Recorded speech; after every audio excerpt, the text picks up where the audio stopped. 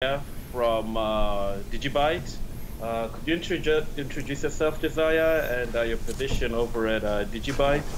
Yeah, so I'm the New Zealand ambassador for the DigiByte Foundation. My name is Josiah. I've been in cryptocurrency probably since about late 2013. And yeah, hi. So, how did the vision of DigiByte come along, and could you also give us a brief history about it? Yeah, so DigiByte basically, Jared was involved specifically with Bitcoin mining and things back in the very early years, before even ASIC miners, and even back then he was able to identify certain shortcomings, I suppose, in Bitcoin that he'd seen and kind of thought this might be a bit of a problem down the track. And so he got, I suppose, basically working on a replacement, something that would be able to be used for not just the transfer like a currency would, but also with additional security in mind, and yeah, he basically identified everything that he could see as a shortcoming that might be a problem in the foreseeable future. And that's given us the DigiByte that we have today. Awesome. Yeah, I've been, as we spoke yesterday, I got into DigiByte back in 2015, and it's really been an interesting project, one of my favorites to follow. And hopefully today the followers in the group can have more insight and knowledge about DigiByte. Now, what is DigiShield? Yeah, so DigiShield is actually really cool. It's one of the first forks of DigiByte, where they implemented what's known as a dynamic difficulty retarget after every single block. So if you have a look at the likes of Bitcoin, let's say you've got your difficulty level kind of here, and then you get a bunch more miners on, and so the difficulty level goes up a little bit. If you lose a whole lot of miners, it will take a while for your difficulty level to go down to match, so that you can still find the blocks, specifically in Bitcoin, every 10 minutes. Now, this was a real problem, especially back in the day for the likes of Dogecoin, for DigiByte, and other coins that were starting out at the time as well.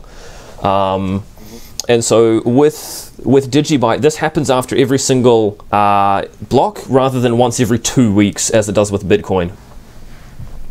Wow. Interesting. I've seen have other coins adopted DigiShield. I think I've seen. Yeah, so we've got a bunch. Back in the day, they originally helped Dogecoin to implement it because it was affecting Dogecoin the most. Dogecoin was having massive problems with people coming and going from their mining and things. I can see your video is also frozen there. Yeah. So Dogecoin especially was the first one that they helped with. As far as I understand, the developers that were involved with DigiByte actually helped Dogecoin specifically to implement this. But since then we've got a bunch of others. So it's on Zcash, it's on Monacoin, it's on I think there's a little over 24 at the moment that are actually using it. Yeah, so it's a pretty cool piece of technology that's it's really helped basically a lot of coins, both starting up and I suppose in the long run, to maintain those block timings. Wow, yeah, definitely. Like I said, it's interesting to see other coins picking up on DigiShield and using it, and that explanation, gives us a lot of understanding more as to why. What are the benefits of multi-algae mining? So, hey, we've got your video back.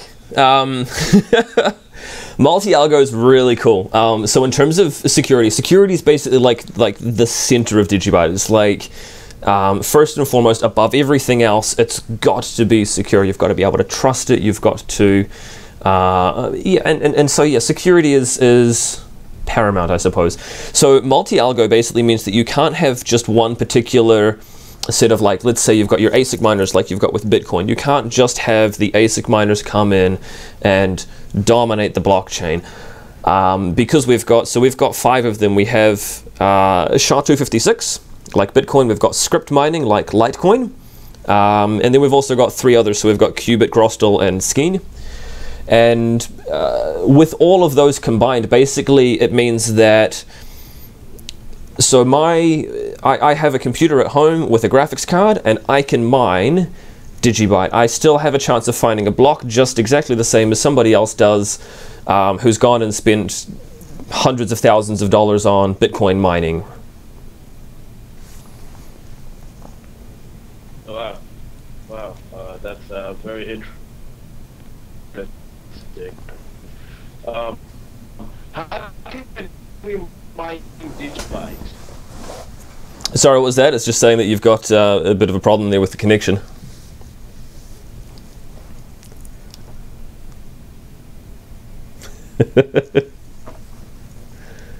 Oh, I said, how can we mine DigiByte? Right, so if you wanted to mine DigiByte, the average person basically will get started with their home computer with their graphics card. So it's not something that you want to do on a laptop, because they'll get really, really warm, and it's not something that you can do on a cell phone either. So it's got to be a computer, it's got to be a graphics card. But provided you've got something that is semi-recent, if you are, let's say you're even a moderate gamer, it's going to work. You're going to be able to mine, you're going to be able to contribute your computing power with your graphics card, and you will be rewarded basically for helping to keep DigiByte secure, and for your contributions for the mathematics that your graphics card does. You'll get rewarded with DigiByte for that. Okay, interesting. What are the components that make up the DigiByte blockchain and sets it apart from other blockchains? So the components, like what sets us apart, so the DigiShield is obviously like a really big one. It means that if you were to take, let's say you take every single Bitcoin miner in the whole world, and you take their computing power and you throw it at DigiByte, it's going to, they can't come in and basically overrun the blockchain. They will still have the same sort of 1 in 5 chance of finding everything, finding the next block, just like I could on my graphics card at home, or just like people who are mining with their script miners as well.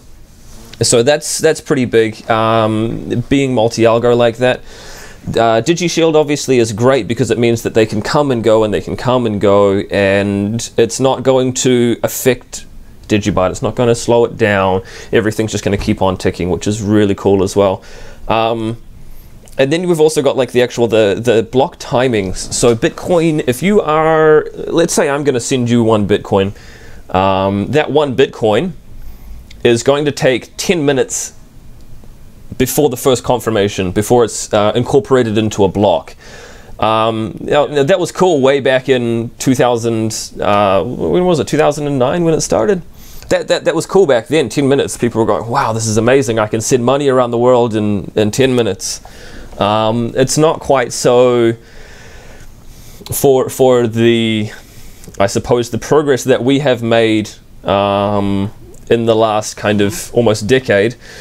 DigiByte now has 15-second block timings, which means that if I'm going to send from me to you, it's going to be confirmed within 15 minutes. No, sorry, 15 seconds, not minutes. So those, like all of them combined, basically, they start adding together to create something that is very secure, very resilient. Our block sizes also dynamically increase every 2 years, and so we have, I think Bitcoin peaks at about 7 transactions a second. We can currently do several hundred. In a couple of years from now, that'll be a few 100,000 per second, which will rival Visa for transactions. So it's pretty cool. Wow. Yeah, the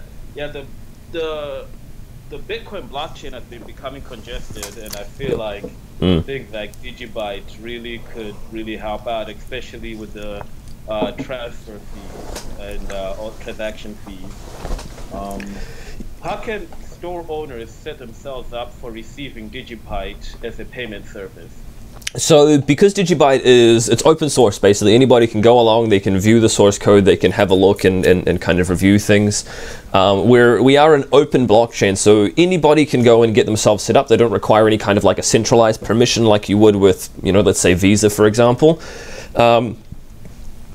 There are already a bunch of plugins that we've got available that we're seeing people are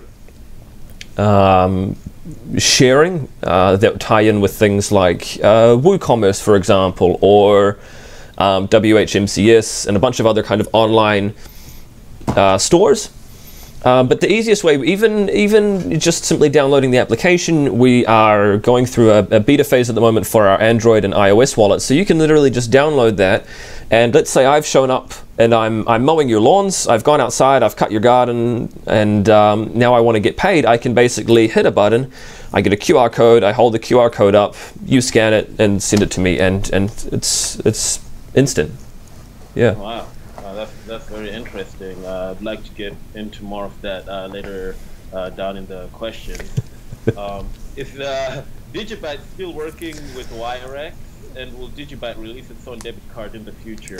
Yeah, so we are supported on Wirex, and it's pretty cool to be able to, you can literally load up your DigiByte and you can walk into your local store, swipe your card, and pay for a meal out with your DigiByte that you've mined using your computer at home.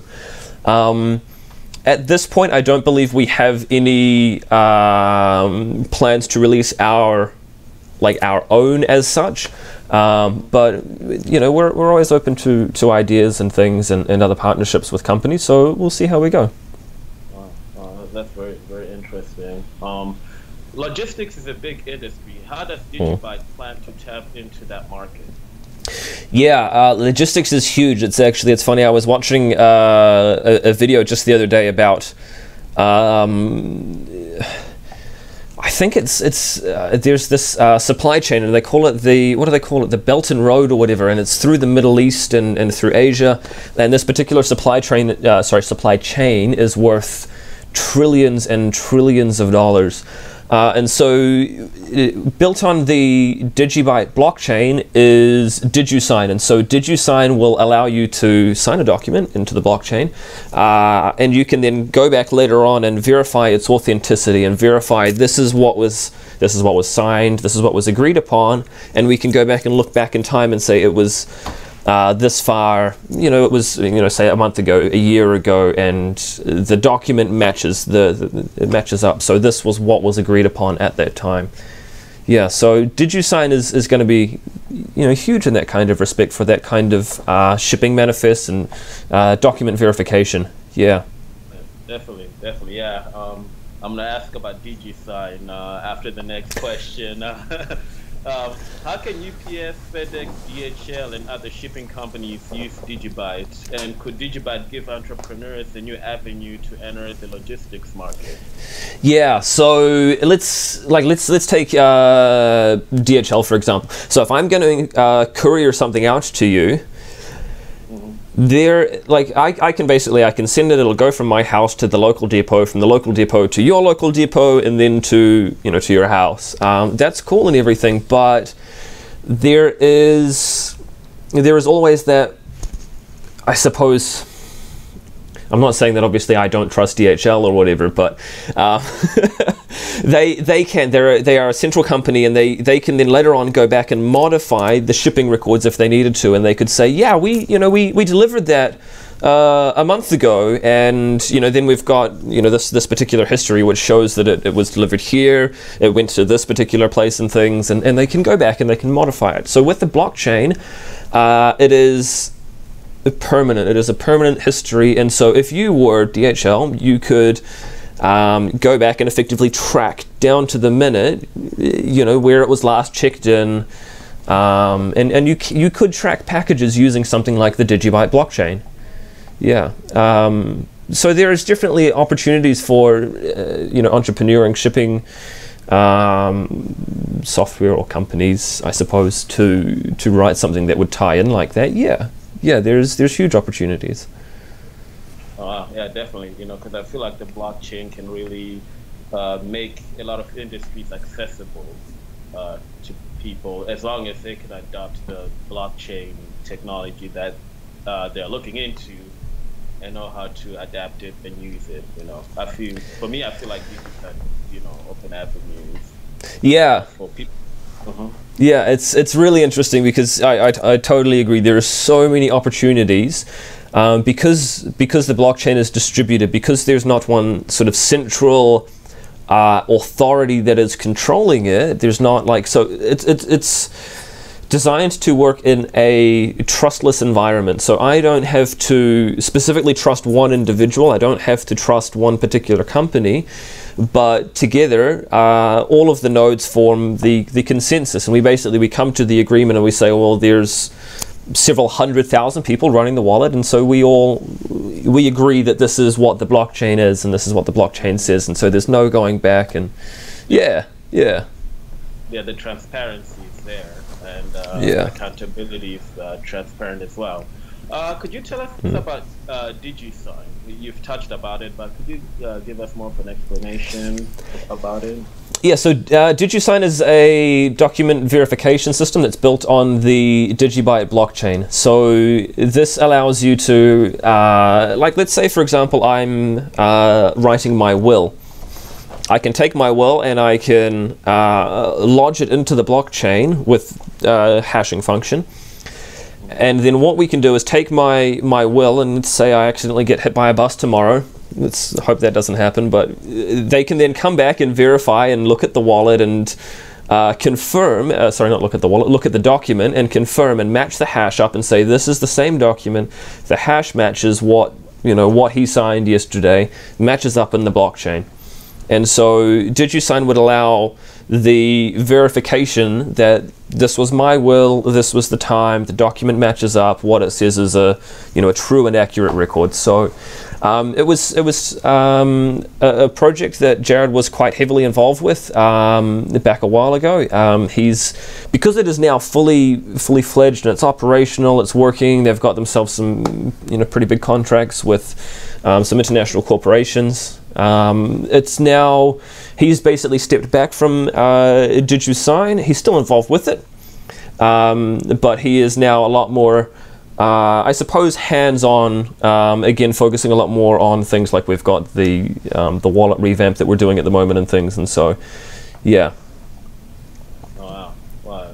Thanks for that explanation. That's pretty in-depth. What is being done in terms of reaching out to different organizations, governments, etc., about adopting DigiSign? So DigiSign is it's an independent entity from the DigiByte blockchain. It is built on the DigiByte blockchain, though. I know that they are. It's still a very active company, but I can't really comment specifically on what it is that they are working on at this time, but I do know that DigiByte and people from the DigiByte Foundation and the DigiByte community are all it's incredible just the work that this community is putting in at the moment in terms of chasing up any opportunity. Things like when we saw Steam decided to stop accepting Bitcoin, everybody's like, cool, let's get in touch, we'll contact Gabe Newell, let's contact Steam. So to be honest, I don't know if anything ever came of that. I don't think Valve are going to take additional cryptocurrency payments at this time, but that's the kind of the thing that the community is involved with, and so it's really cool to see that every single day there's something new, a new project that people are chasing up, new project that they're working on. Yeah, it's really, really encouraging to see. Definitely, yeah, and it's still early days. I'd say in the blockchain industry, and I think like a lot of partnerships can still arise, and it's still the early goings. I started to ask.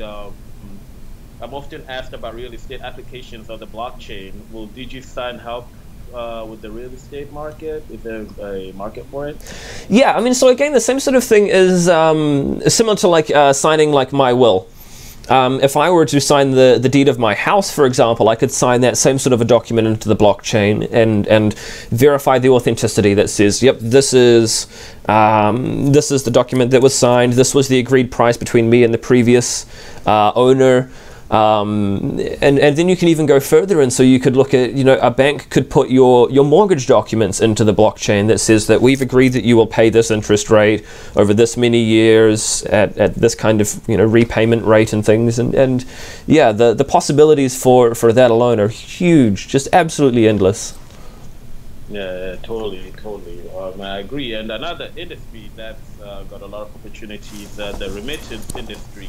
DigiByte.com has been sending me to a Japanese website, but is that something that's going to be rectified in the future? Does DigiByte plan to enter the remittance industry? Yeah, I mean, so we've even got, like on Reddit, there's the DigiTip bot, which works, and so there's a number of people that have been using that quite actively, and that's also really encouraging to see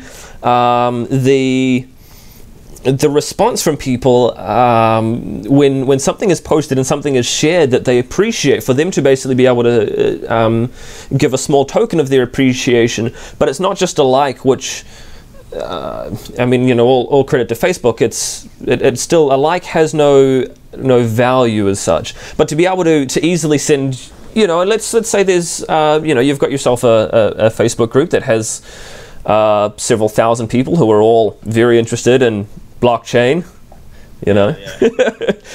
you could basically implement something like that, and so they could tip each other, and to be able to say, what, I really like that article that you shared, thank you so much for sharing that, here I'm going to tip you, and it might only be 10 cents, it might be 20 cents, it might be $1, it doesn't matter. Especially if you've got that scale and there's a lot of people and it's easy for them to do, then things like the DigiTip bot that we've got on Reddit are, it's really cool.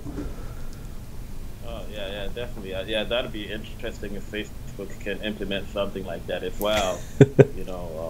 Valued likes. We already value the likes, but now it's like value.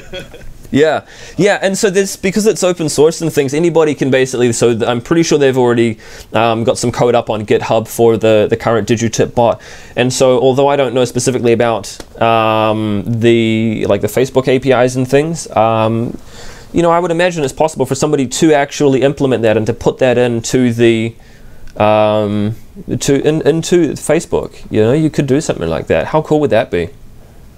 Oh yeah, definitely. And it will help with the adoption of cryptocurrency, so bring it more to the masses. So I think that would be, especially on a site like Facebook, all the users there. Yeah. Are there any plans to continue pursuing DigiByte Market? As in, like, somewhere where people can go to, like, spend DigiBytes? Yeah, like your store where people can go buy stuff using DigiByte products. Yeah, so I think there's already a website that is being run by the community. I think it's called Spend That Digi. It might be spendthatdigi.com. And it's this kind of entrepreneurial spirit of the DigiByte community, which is so awesome.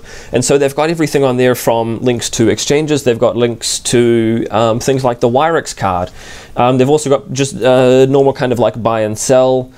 I'm actually part of a group here in New Zealand that has been started up for buying and selling things specifically with DigiByte, and so it's great to see people will list things like a power drill for XYZ amount of DigiByte, and it's very cool.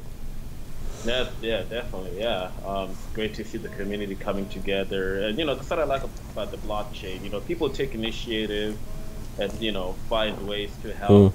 It's almost like grassroots. That's how I feel like a lot of the blockchain groups or tokens. They really grow through the whole grassroots community. Is it possible to set up a masternode? And if so, what's the cost? So DigiByte is a pure proof of work blockchain, so there's no staking, no delegated staking, no master nodes, nothing like that. So the great thing is there is no cost. If you want to get in and you want to start mining, that's cool. We can you basically download a piece of software onto your computer, you fire it up, and it'll start mining. So there's no having to go and invest and to throw out like a huge amount of money into this. I think There's certain other coins that I was looking at recently, and they now require something like a few $100,000 worth before you can actually get started with that and get started contributing to staking.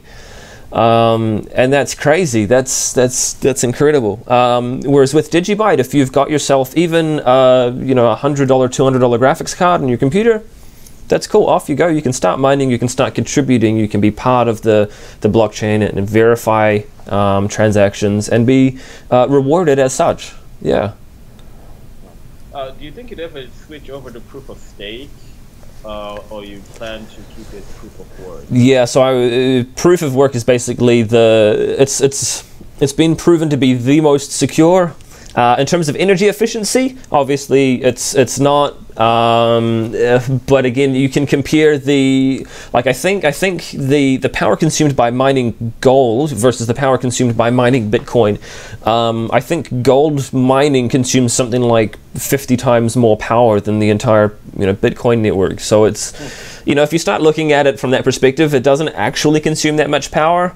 And you are still, as a result of that, you are verifying the authenticity, and you are putting in work to prove that you have verified the authenticity of the blockchain. So in terms, like I mentioned earlier, the DigiByte is basically security is first and foremost, and by changing to a proof of stake, although it might only be like a very small, like a minor kind of dip, let's even say, to the side, I don't think that's something that's going to happen. It's proof of work is here to stay. Yeah. Oh yeah, definitely, yeah. Because I've seen a rise of proof of stake coins, and you know, like you said, efficiency, and you know, people can run their wallets to help, you know, keeping up with the network, with the, you know, the transactions and whatnot. With, proof of stake. Well, proof of work, I feel that's where, you know, sometimes, especially with the bigger coins, like it costs a lot, like you were saying, just to get the equipment to get going. Yeah. But I'm gonna move over to some questions from group members. So Blake Callum asked, are there any future present partnerships in the works? Yeah, there's a bunch of them. So like towards the end of 2017, I think we were getting listed on an average of 2 exchanges a week for a while there, and so that was incredible to see it not just being pushed by DigiByte and by the foundation, but also community members were involved, and exchanges were taking their own initiative and kind of looking at us and going, wow, this is cool. This coin has a lot of potential, and we can see where the blockchain of, you know, the DigiByte blockchain is actually going. There are a number of others, but the problem is when we start to announce that they're being worked on in advance, we find that people try to use that to manipulate the exchange price, and so obviously price goes up and down, and people end up getting hurt as a result of that.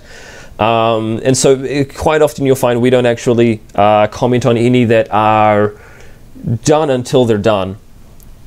But yeah, that's I can promise there is a number of things in the works, some of which you'll see come to fruition very shortly. We've even just recently had I think it was the Exodus wallet, have announced that they've got us in their beta. So things like that they're happening all the time. It's really cool to see just how many and how broad the reach, I suppose, of the DigiByte blockchain has become. Yeah.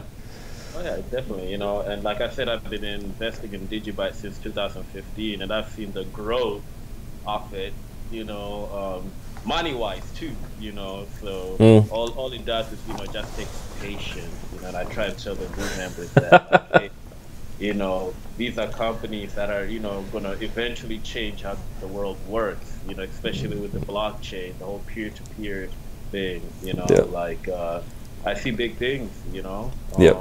The next question is from Donovan McFadden. He asks, how successful do you see the future implementation of cryptos being for the basic consumer, and why? Oh, that's a really good one. So there's a lot of work that needs to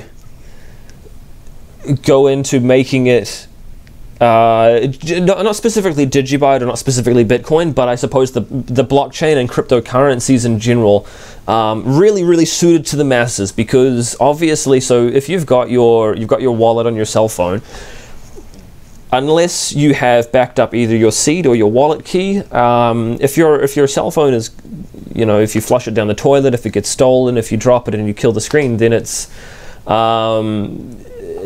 obviously very difficult for you to get anything back unless you've got your backup. So there is definitely some work that is being done around making it more appealing to the masses and helping them get on board and things like that. And so I've even seen things like the new wallet that the team are working on. They're making it more user friendly. They're making it more. Yeah, they're making it easier for a newbie to jump on board and get started and send and receive digibytes. Even little things like being able to scan a QR code. There's a whole lot of these little things which are all adding up really quickly to make things even easier for basically the masses, for mass adoption, for everybody to jump on board and start using these. Yeah.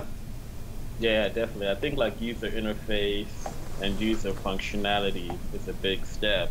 The easier it is for people to use, the more people, older people especially, come, for them to adapt. Yeah. Yeah. So I feel like all these cryptocurrencies really need to nail that good user interface. That's what I'm feeling like. Yeah, and there's some additional value propositions and things that we are building in and around the wallet, not just focused specifically on the sending and receiving of a currency, but also in terms of things like what's the best way to word this without getting technical, to prove that you are who you are. So I mean, it's the additional authenticity side of things, to add in more than just being a wallet, to hold your money, to be able to do additional things with that. There's some really cool stuff that the team are basically building into the wallets that's coming. So we'll talk a little bit more about that over the next coming months and things. And yeah, it's so exciting to see what they're working on. Very cool. Yeah, it's exciting to see how the project is developing. Sherry S asks, what is the biggest challenge that you'd like help with, and why?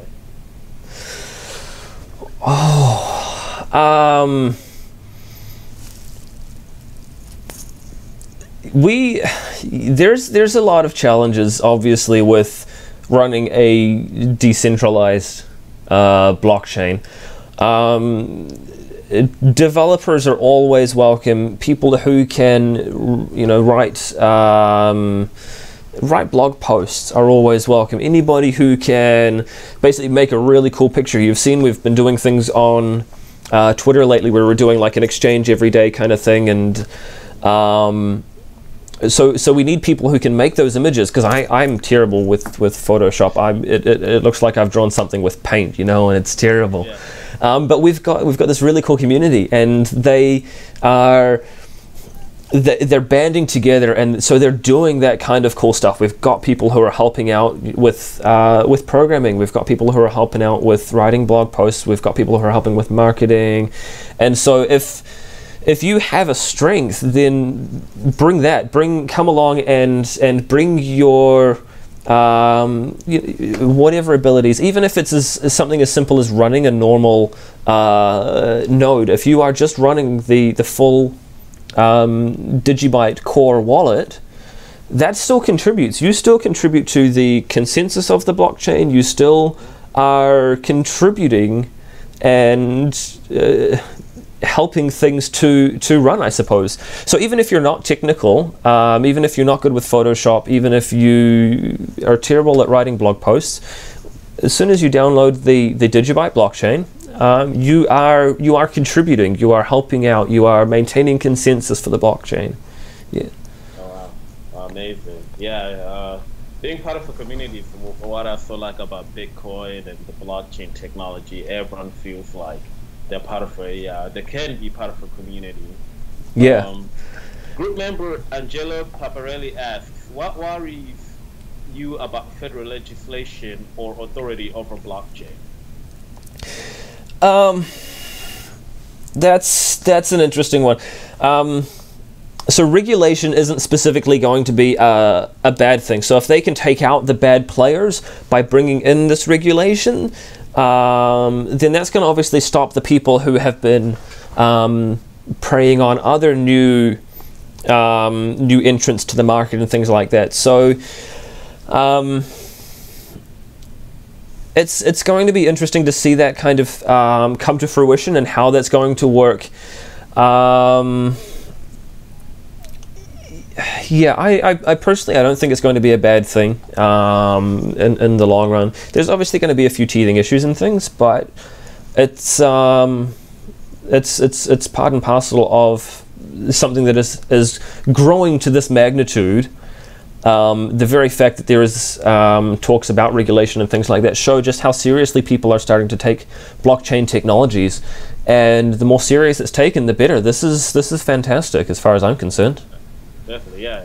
And I agree. I think some kind of regulation would be good in the long run, especially to get people to trust, this new thing. Yeah, absolutely. Yeah, just starting out. And I'd like to end it with this final question from Chase Webster. He asks, we saw DGB get a massive attention during the City Challenge. My questions are, what does DGB take away from an experience like that to help grow? And what will DGB join another competition like the City Challenge? Yeah, so one of the things that we found was there was a lot of speculation going on around news, and so that's partly obviously why we don't like to announce things too early, because you'll find that people will try and hype it up and try and there's definitely some people, like I said, with the regulation that are less than ideal. So that's probably something that we have learned as a result of that. But yeah, there's going to be other things that are going to come along. We've got the likes of DigiSign, which has come along as well. And so, yeah, Jared is obviously out networking constantly. There's more than just him involved in the DigiByte Foundation. And so all of these networking relationships that people are building within both the foundation and the community, they all add up. And it's so exciting to see what's planned for 2018 and beyond. Yeah. Oh yeah, definitely. I'm excited to continue the journey and following through and keeping up with what's happening with DigiByte, and also sharing it with the group. And I appreciate you taking your time out to do this interview. Yeah, I know you thank you. A day ahead. What is it there? Thursday? Yeah, so I get to make all the really bad jokes about me coming to you from the future because I am 21 hours. Oh, mate, it's crazy. You should see the world. We've, it's there's flying cars and things, and can't wait. Well, I appreciate you taking the time out, and I'm excited to keep on following up and continue doing my part in promoting DigiByte and other, cryptocurrencies that provide real service and value. Yeah, it was great. I jumped in and I joined your Facebook community as well, and it was really cool. It was exciting. It's awesome to see what you've been building there. So, well done. Yeah. All right. Thank you for having us on the on the show, I guess, as it were. Yeah. Yeah, definitely. All right, thank you, and have a good day. Rest of your day if it's day there. Yeah. Likewise. Take care. Thanks.